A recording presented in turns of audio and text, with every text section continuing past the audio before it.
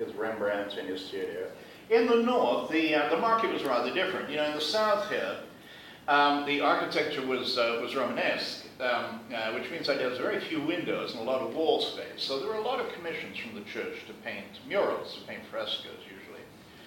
But in the north, the architecture, the church architecture, was Gothic, with huge, beautiful stained glass windows. So there really wasn't all that much space to paint murals on. Consequently, the studios were not as big as they were in the south. So it's kind of difficult to learn how to paint. There were no schools at this time.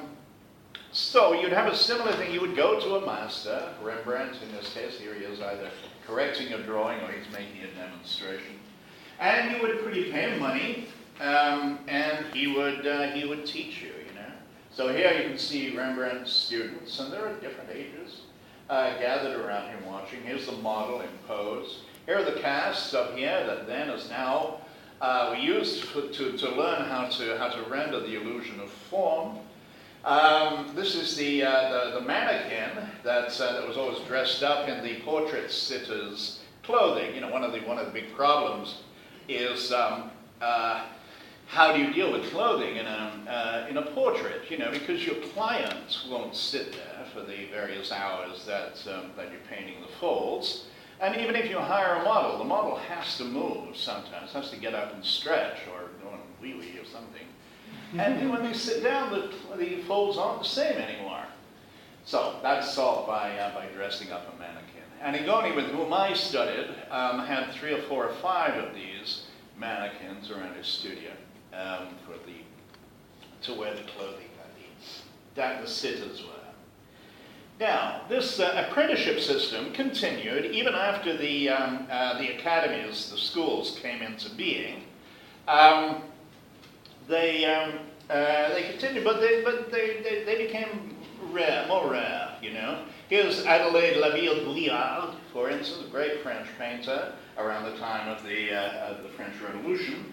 So late 1700s, with 2 of her students, you know, who learned how to paint the self-portrait. You can see, bloody good, really good. She and Elizabeth Vigée-Lebrun were 2 of the highest paid portrait painters in France at this time.